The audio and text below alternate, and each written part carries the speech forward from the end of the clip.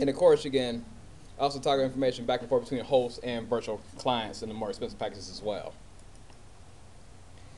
And of course, you also want to protect your baseline with over the VM. And of course, by having saved instance of an operating system, you can gracefully go back to earlier states in case installing or use some application actually damages or affects the operating system and associated applications in an undesirable manner. So it's kind of like what we discussed earlier, where you said, okay, let's say the server goes down on one machine.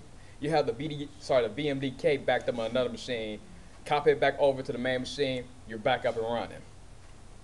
And of course, VMware even lets you download full OS appliances with pre-built configurations for open source OSs actually help you save time with most of the functionality that you need from the start. So one prime example would be Joomla. They actually have their packs already pre-built with a certain distribution of Ubuntu. You just go in there with Ubuntu server, get the IP address, and boom, you're up and running. You just gotta know what you're doing when you're going through the configuration, of course, but you're for the most part up and running. Okay, and a quick review of what emulation is, and of course it's very similar to Virtualization, but actually emulates everything, including the CPU, and this is why QEMU is actually slower than VMware, which is about 90% full CPU speed, and likewise it's even worse if you're on a PowerPC still, which a lot of people fortunately are no longer in this situation, because it has to emulate hardware that actually does not exist in the system, meaning that 50 to 70% of a CPU is now down to 10% full CPU speed. And I found out the hard way back when I had my PowerPC running in, I think it's like the older version of OS 10 on a PowerPC G4800. I tried to run VirtualBox in there. It was like running a 40, but it was more like, it was supposed to be like a Pentium 1. It felt more like a 486 running at 33 megahertz. It said P2, but no, it was 486. And of course, QEMU is still out there. You can download the Linux version from qemu.org. And of course, we even have the links for the Windows version as well. For those of you looking at the slides and listening to this online, you can actually read this, which would be www.87dion.ne.jp. And then, of course, the Mac OS 10 version of that will be at www.kju-app.org.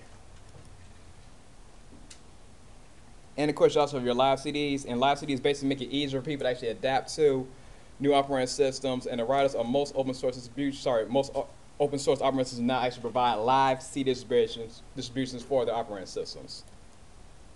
And these actually provide most of the features and functionality of a hardware installed version of the same OS. However, they run completely off the system CD-ROM drive and the RAM, meaning that no modification of the hard drive has to be done in this situation. So basically, you pop the CD-ROM in there, you boot straight to the OS, and you get to go. And this is very helpful, especially if you have a recovery disk, because there's something known as the Trinity toolkit, which actually goes in your machine.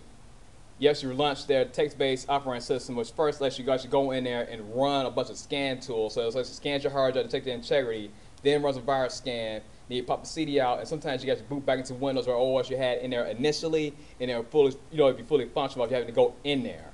And this is real helpful in case you get like a real nasty virus that won't even let you boot it back into Windows. However, if the Linux OS, whatever OS you're using on the live CD, still can't get that virus off, then you're still stuck having to reformat it. And if some buddy of mine was here, he'd say, and just reformat it, install Linux, and call it a day. Cliff, you already know who it is, but we'll get that person's name was. Actually, we can think of a few people like that, but carrying on.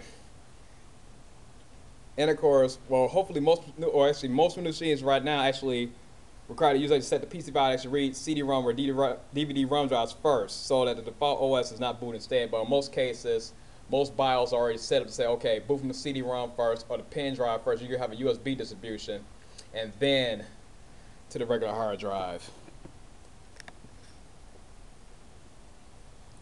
And of course, it's even like I just said, you have the USB distributions, and the one famous one, of course, would be Slacks, which is pretty much the only USB thumb drive installation I got to work on my MacBook.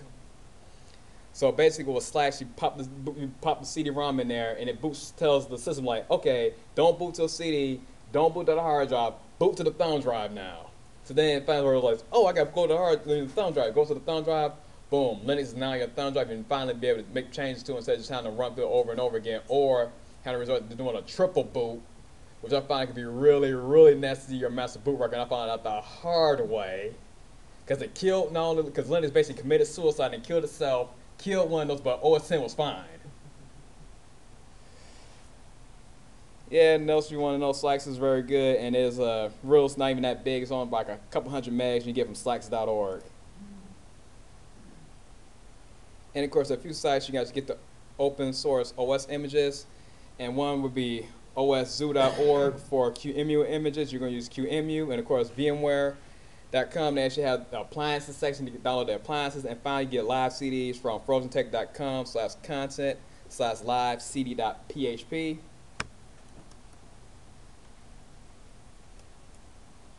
Next, right now I'm going to pause for a minute.